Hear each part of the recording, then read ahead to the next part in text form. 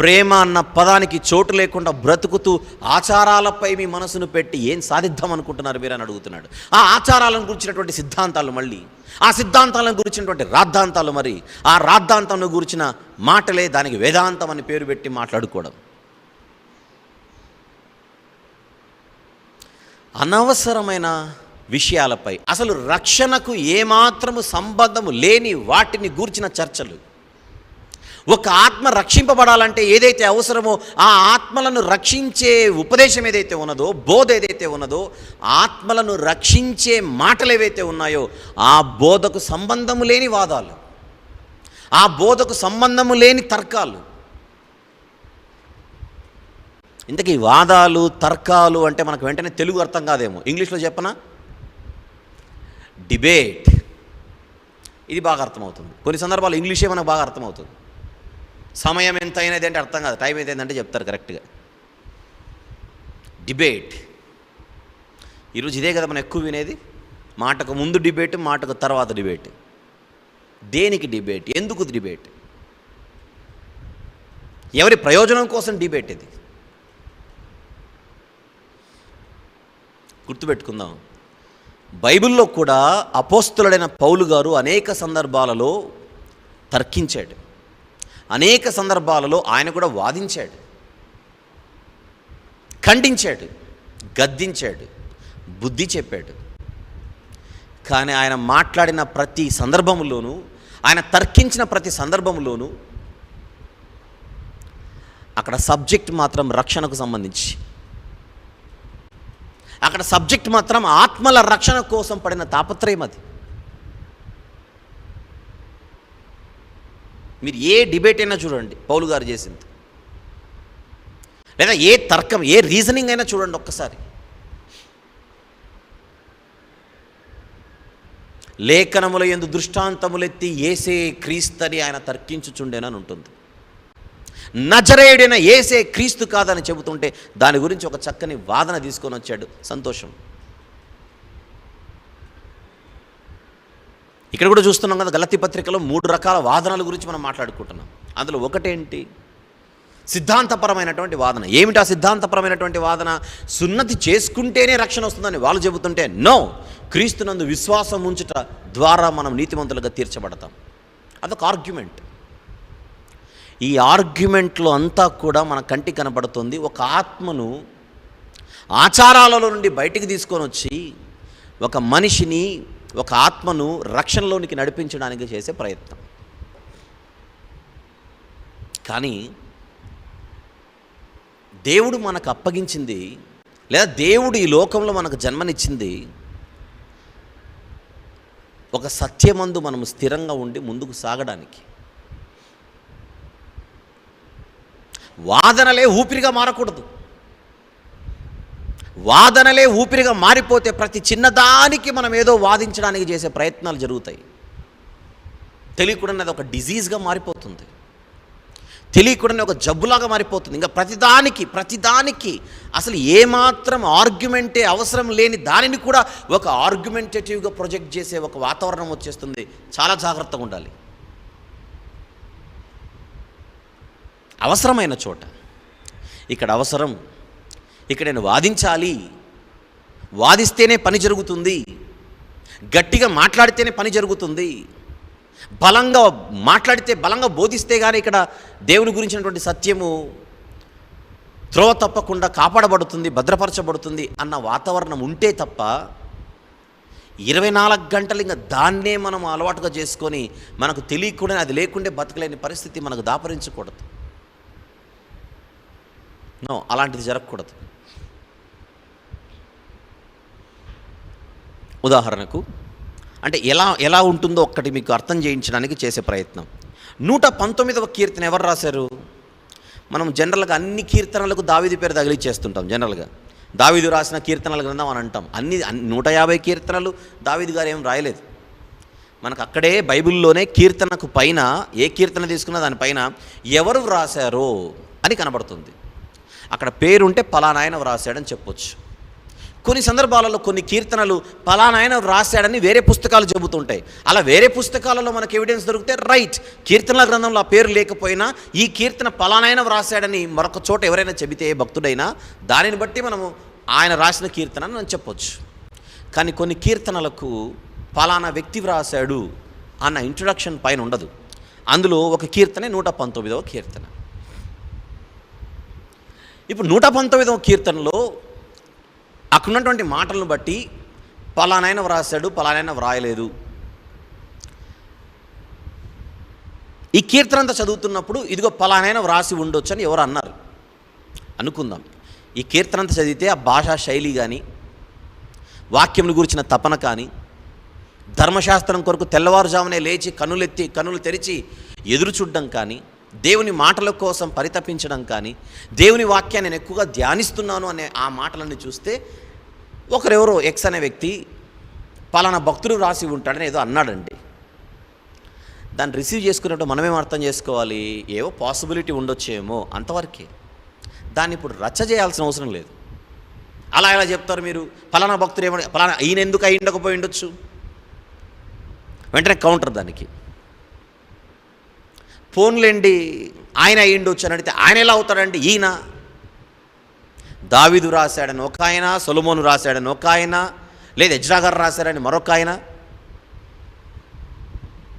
ఎవరో రాశారు. మొత్తానికి వ్రాయబడినటువంటి ఆ కీర్తన, ఇప్పుడు నేను అంటున్నాను 119వ కీర్తన ఎజ్రా గారు రాసి ఉండొచ్చు ఆ మాటలను బట్టి అని నేను అన్నాను అనుకోండి, ఉండొచ్చులే అంతే. లేదు దావీదు గారు రాసి ఉంటారు, ఉండొచ్చు అన్నప్పుడు అక్కడ లేదు కనుక ఉండకపోయి ఉండొచ్చు కూడా అనే మాటకు అక్కడ చోటు ఉంది, అంతవరకే. కానీ ఎజ్రా అనకపోతే నిన్ను చంపేస్తానని నేను, దావీదు అనకపోతే నన్ను చంపేస్తానని మీరు, ఆ చివరికి దావీదా ఎజ్రా చివరికి ఎక్కడికి వెళ్ళిపోతుందంటే దావీదు ఫ్యాన్స్గా మీరు తయారైపోతారు, ఎజ్రా ఫ్యాన్స్గా నేను తయారైపోతాను. అక్కడికి వెళ్ళిపోతుంది. అసలు ఈ దేని గురించి మనం మాట్లాడుకుంటున్నాం అన్న సంగతి అన్నదే మర్చిపోయి చివరికి ఎక్కడికెక్కడికి వెళ్ళిపోతుందని అడిగితే నన్ను నువ్వు తిట్టడం, నిన్ను నేను తిట్టడం, నన్ను నువ్వు దూషించడం, నేను నిన్ను దూషించడం, అక్కడికి వెళ్ళిపోయి చివరికి నా వ్యక్తిగత జీవితం గురించి మీరు, మీ వ్యక్తిగత జీవితం గురించి నేను, ఎక్కడెక్కడో పర్సనల్ ఇష్యూస్లోనికి వెళ్ళిపోయి అసలు బయట ఉన్నోళ్ళు కూడా అలా ప్రవర్తించరేమో. చివరికి మన పరిస్థితి అలా తయారైపోతుంది. హద్దు అదుపు లేకుండా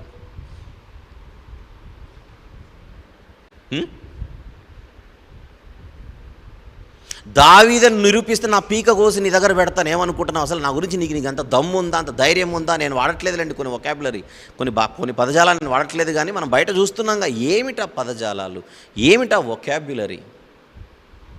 దేవుని పిల్లలు మాట్లాడే మాటలేనా అవి?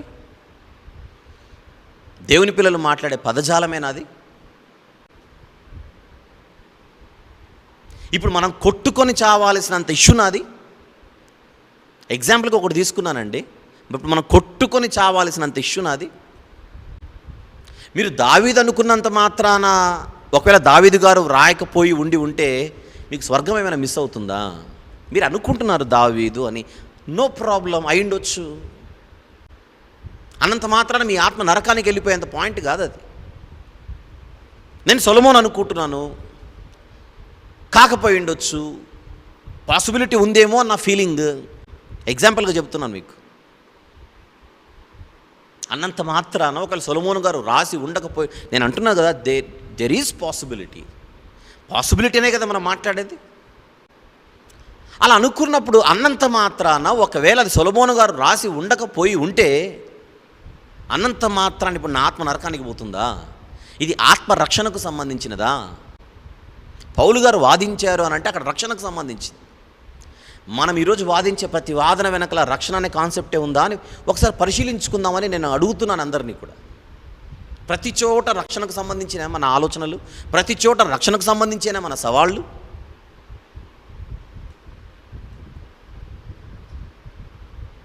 ఎలా ఉంటుందంటే కొంచెం పెద్దలు కూడా ఎవరైతే ఉన్నారో ప్రతిదానికి మనం సవాళ్ళు విసిరి, ప్రతిదానికి మనం ఛాలెంజ్లు చేసి, సై అంటే సై, డి అంటే డి అని ఎప్పుడైతే ఈ పదాలు, ఈ పదజాలాలు ఎక్కువైపోతాయో వారికి ఉన్న అనుభవంతో. ఫర్ ఎగ్జాంపుల్ ఒక పెద్ద మనిషో లేకపోతే ఇంకెవరైనా సవాలు చేయడం వారికి జనరల్గా అలవాటు అనుకుందాం కొద్దిసేపు.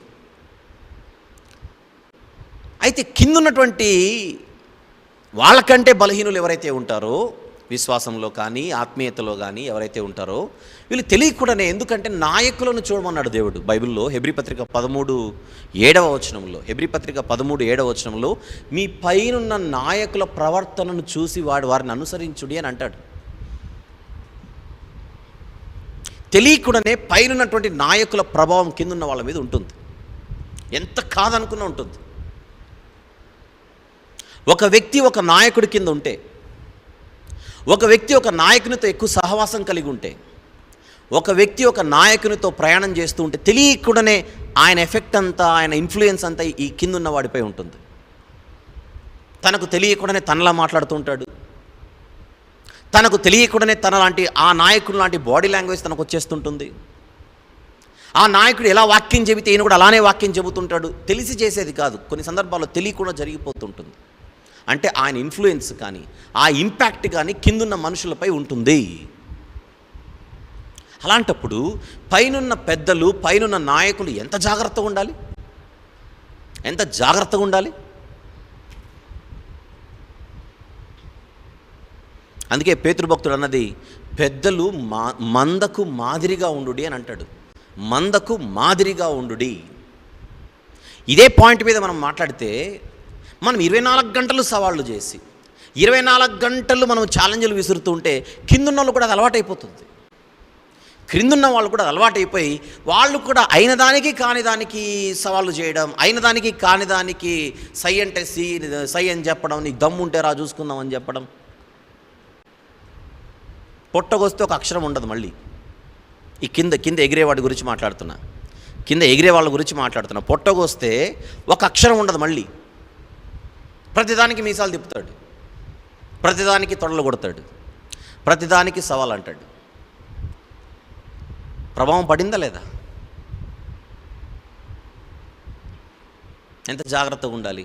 అవసరమా? ఈ వయసులో కానీ, లేకపోతే ఈ కిందున్న వాళ్ళ గురించి మాట్లాడుతున్న ప్రత్యేకించి ఈ పరిస్థితిలో కానీ ప్రతిదానికి సవాలు చేయడం అవసరమా?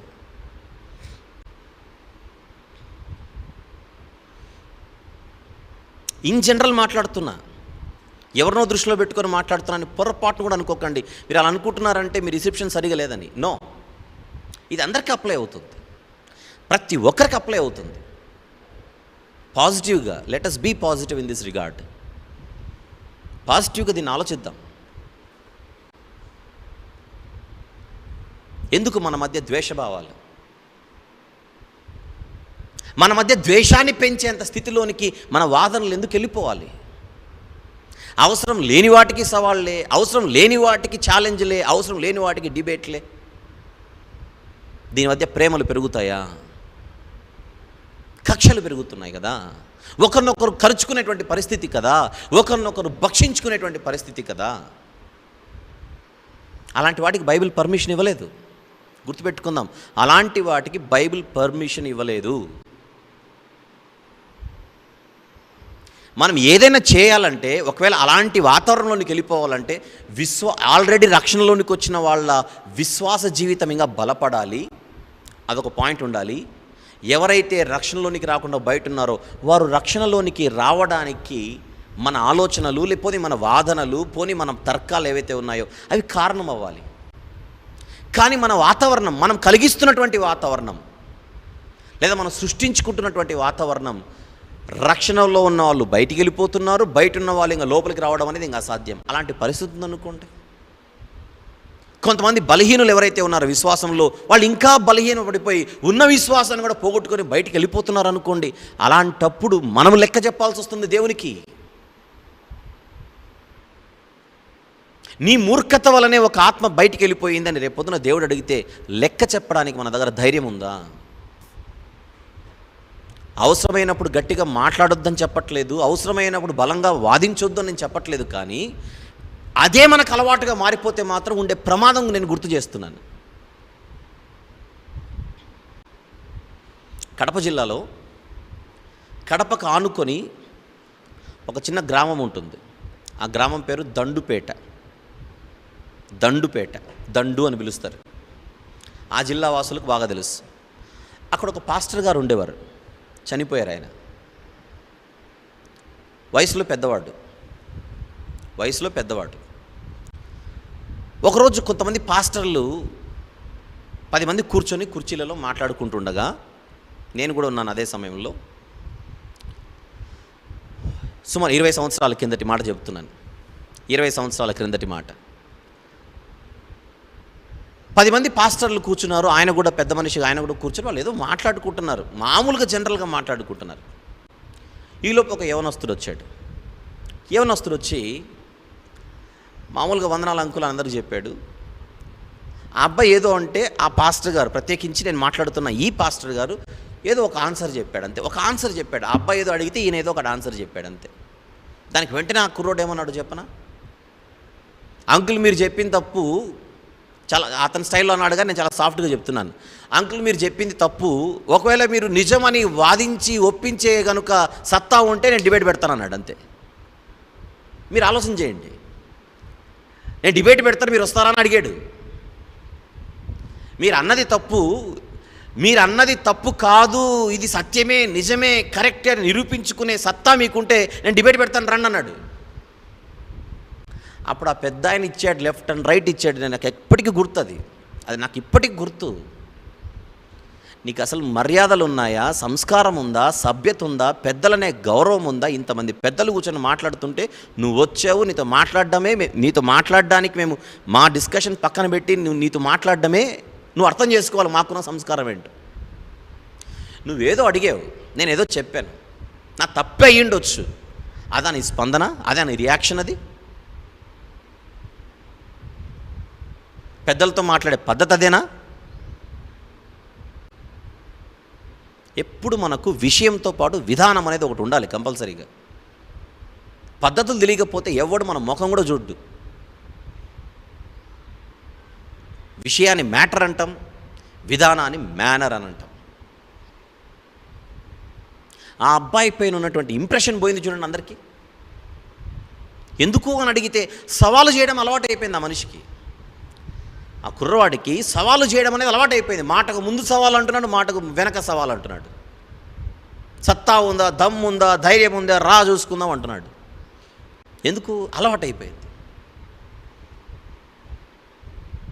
దించిన తలకాయ ఎత్తలేదు ఆయన మాట్లాడేంత వరకు.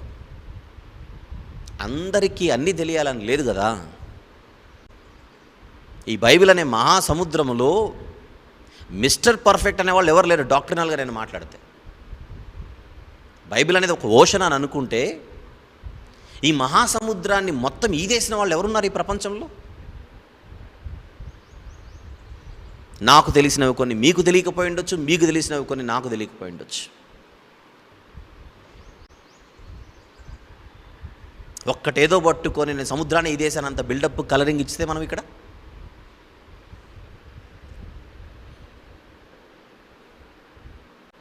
there must be healthy atmosphere always among ourselves. ఒక ఆరోగ్యకరమైనటువంటి వాతావరణం మనకు ఉండాలి.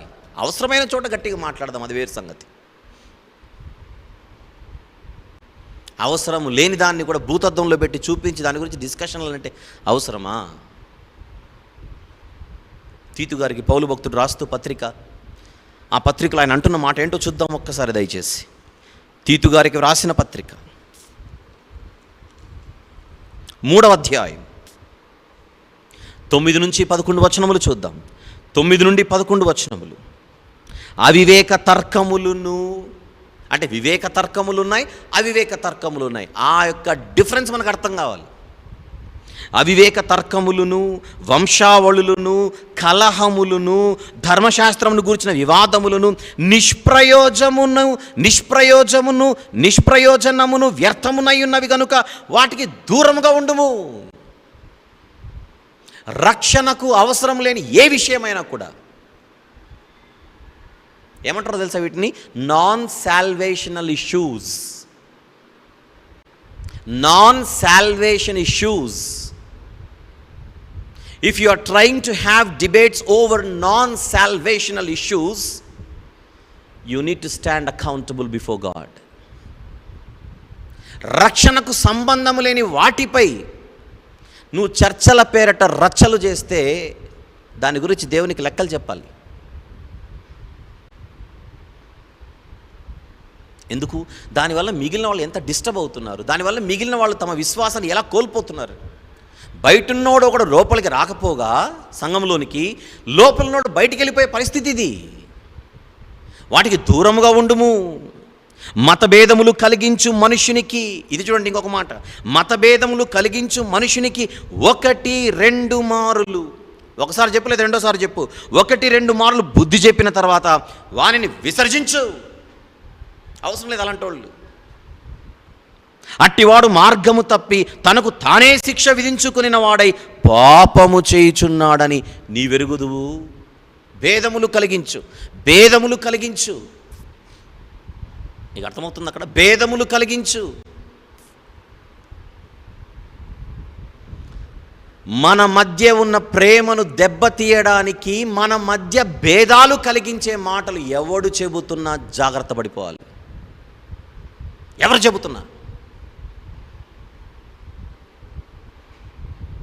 అలాంటి వాడు మార్గము తప్పి తనకు తానే శిక్ష విధించుకొనుచున్నాడు. శిక్ష విధించుకొనిన వాడై పాపం అన్నాడు. దాన్ని పాపం, పాపం అంటలేం చేద్దాం అన్నమాట. పాపం సంఘంలో ఉన్న ప్రేమను దెబ్బతీసి, సంఘంలో ఉన్నటువంటి ఐక్యతను దెబ్బతీసే, సంఘంలో ఉన్నటువంటి ఒక చక్కని అన్యోన్యమైనటువంటి వాతావరణాన్ని దెబ్బతీసే మాటలు ఎవరు చెబుతున్నా అలాంటి వారిని అవసరమైతే విసర్జించమన్నాడు. ఒకసారి చెప్పు, 2 సార్లు చెప్పు, పోనీ ఓపికంటే 3-4 సార్లు చెప్పు. అయినా మారకపోతే ఆ వ్యక్తిని దూరం పెట్టండి. దూరం పెట్టండి అని అర్థమవుతుందా? అలాంటి వాళ్ళకి సంఘంలో ఏ కార్యక్రమంలో కూడా ఛాన్స్ కూడా ఇవ్వకూడదని, సంఘ కార్యక్రమాలలో అలాంటి వారికి ఏ అవకాశం కూడా ఇవ్వకూడదని అర్థం. ఎందుకు? వైరస్ అంటుకుంటుంది, స్ప్రెడ్ అవుతుంది. నువ్వు సంఘ క్షేమం కోసం మాట్లాడుతున్నావా, సంఘాన్ని చీల్చడం కోసం మాట్లాడుతున్నావా, సంఘంలో ప్రేమను అభివృద్ధిపరచడానికి నువ్వు మాట్లాడుతున్నావా, లేకపోతే సంఘంలో ఉన్న కాస్తంత ప్రేమను కూడా తీసేయడానికి మాట్లాడుతున్నావా, సంఘంలో ఒకరి మధ్య ఒకరిలో ద్వేషభావాలు పెంచడానికి ప్రయత్నం చేస్తున్నావా? What is your intention behind it? నేను అడుగుతున్న క్వశ్చన్ కాదు, వాక్యం అడుగుతున్న క్వశ్చన్. అంత అమాయకుడు కాదు కదా దేవుడు. హృదయములను పరిశోధించువాడు, నీ వెనుకల నీ ఉద్దేశం ఏంటో అన్నీ ఎరిగినవాడు. దేవుడు మన హృదయము కంటే అధికుడు అన్న మాట ఉంటుంది. కొంతమంది వారి ఉనికిని చాటుకోవడానికి సంఘాలను వాడుకోవడం, వారి ఉనికిని చాటుకోవడానికి సంఘ వాతావరణాన్ని తమ కోసం వాడుకోవడం. ఏమన్నాడు వీటిని? అట్టివాడు తనకు తాను శిక్ష విధించుకొనుచు పాపము చేయుచున్నాడు. పాపం, పాపం. మనము తెలుసో తెలియకో ఇలాంటి పరిస్థితికి కారకులయ్యామేమో ఇంతకుముందు. పోనీ ఇంతవరకు అవసరము లేని అనవసరమైన వాటిని గురించి రచ్చ చేసే ప్రయత్నం చేసి చివరకు దేవుని శిక్షకు పాత్రులవుతున్నామేమో.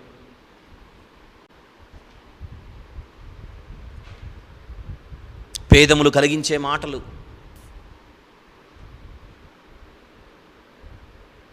అపోస్తలుల కార్యముల 6వ అధ్యాయంలో సంఘము చక్కగా నడుస్తున్న వాతావరణంలో ప్రాంతీయ తత్వం అనేది బయటకు వచ్చింది. ఒకసారి చూద్దాం. అపోస్తలుల కార్యముల 6వ అధ్యాయం, అపోస్తలుల కార్యములు 6వ అధ్యాయం మొదటి నుంచి. ఆ దినములలో శిష్యుల సంఖ్య విస్తరించుచున్నప్పుడు, విస్తరిస్తోంది శిష్యుల సంఖ్య అంటే అర్థం ఏంటి? చక్కగా జరుగుతుంది పని, సంఘ కార్యక్రమాలు చాలా చక్కగా జరుగుతున్నాయి.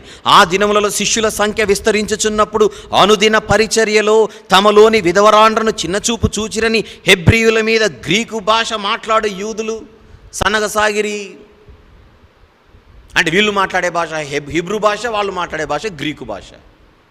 ఇప్పుడు గ్రీకు భాష మాట్లాడే వాళ్ళందరూ ఒకటైపోయి హెబ్రీ భాష మాట్లాడే వాళ్ళందరి మీద నిందలు మోపుతున్నారు.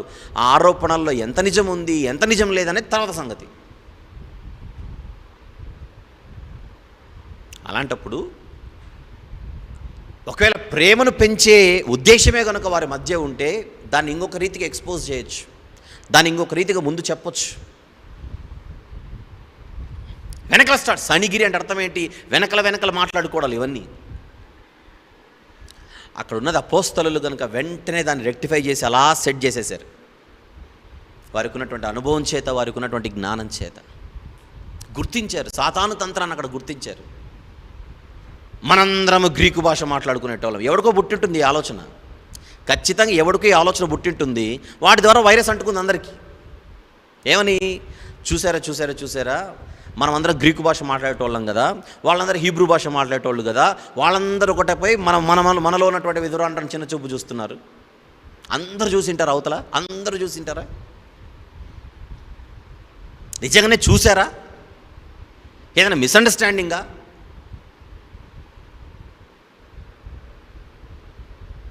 ఆ సనిగి ఒకటి తీసుకొని ఇంకొకరిలో విత్తనం వేయడం, ఆ విత్తనం ఇంకొకరి లోపలికి వెళ్ళిపోవడం, చివరికి ఏమైపోయింది? ఒకని వలన ఒకడు నశించిపోతున్నారు. శిష్యుల సంఖ్య చక్కగా విస్తరిస్తున్నప్పుడు అది గమనించి నా మాటల వలన, నా ఆలోచన వలన, నా ఉద్దేశాల వలన విస్తరిస్తున్నటువంటి శిష్యుల సంఖ్య ఆగిపోతుందేమో, ఇప్పుడిప్పుడే మార్గంలోనికి వచ్చిన వాళ్ళు తిరిగి మార్గం తప్పుతారేమో అన్న బుద్ధి అనేది ఒకటి ఉండాలిగా, విచక్షణ అనేది ఒకటి ఉంటుందిగా, అది ఉండాలిగా.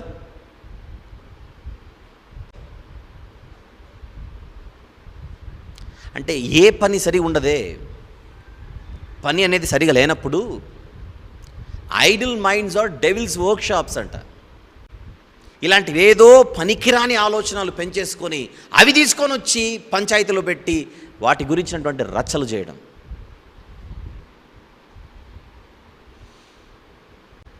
ఎప్పుడు గుర్తుపెట్టుకుందాం, మనము సంతోషించినా, ఆనందించినా, దుఃఖపడినా, ఆవేశపడినా, వాక్యం చెప్పినా, వాదించినా, ఏది జరిగినా సంఘములో ఐక్యత పెరిగేలా అది కారణమై ఉండాలి, కారణం కావాలి. సంఘంలో ప్రేమలు పెరిగేలా మన అప్రోచ్ ఉండాలి, మన ప్రయత్నాలు ఉండాలి. నేను ఈ మాట అనడం వలన సంఘము బలపడాలే కానీ బలహీనపడకూడదు. సంఘ క్షేమం కోసం ఏదైనా చేయాలి తప్ప దాని వలన సంఘము కూలిపోయే పరిస్థితి, బలహీనపడే పరిస్థితి అయితే గుర్తుపెట్టుకుందాం. ఈరోజు అందరి హృదయాలను ఎరిగిన దేవుడు రేపొద్దున నిలబెట్టి లెక్కలడక్కమానడు. అందరినీ చూస్తున్నాడు దేవుడు. ఎవరి ఉద్దేశాలేంటో దేవునికి బాగా తెలుసు. నేను మంచోడినని నిరూపించుకునే ప్రయత్నం నేను మీ ముందు చేయడం, మీరు మంచోళ్ళని నిరూపించుకునే ప్రయత్నం మీరు నా ముందు చేయడం, ఒకరు నా గురించిన సర్టిఫికెట్ మీరు ఇవ్వాలని నేను ఎక్స్పెక్ట్ చేయడం, ఇవి కాదు. యెహోవా చేత నిర్దోషి అని ఎంచబడిన వాడు ధన్యుడు, అది బైబిల్ చెప్పింది. దేవుడు ఇవ్వాలి సర్టిఫికెట్, భళా అని. ఓవరాల్గా మనం బైబిల్ ఆలోచిస్తే బైబిల్ ఇచ్చే మాటే ప్రేమను పెంచేలా నీ మాటలు, ప్రేమను పెంచేలా నీ ప్రయత్నాలు, ప్రేమను పెంచేలా నువ్వు ఊహించే ప్రతి ఊహలు, తలంపులు, ఆలోచనలన్నీ ఉండాలి అని చాలా స్ట్రిక్ట్గా చెబుతోంది. దానికి తల దించి మారవలసిన అవసరం ఉన్నప్పుడు మారకపోతే చాలా కఠినమైన శిక్ష రేపొద్దున ఉంటుంది. ఎందుకు? పాపం అంటున్నాడు కదా తీతు పత్రికలో. నువ్వు దూరంగా ఉండు, అలాంటి వాళ్ళని దూరంగా పెట్టు. నువ్వు దూరంగా ఉండు, అలాంటి వారికి నువ్వు దూరంగా ఉంటూ వారిని కూడా దూరంగా పెట్టు. ఎంత సిగ్గుచేటు! సంఘాలలో అలాంటి వాతావరణం ఉండడం అన్నది ఎంత సిగ్గుచేటు!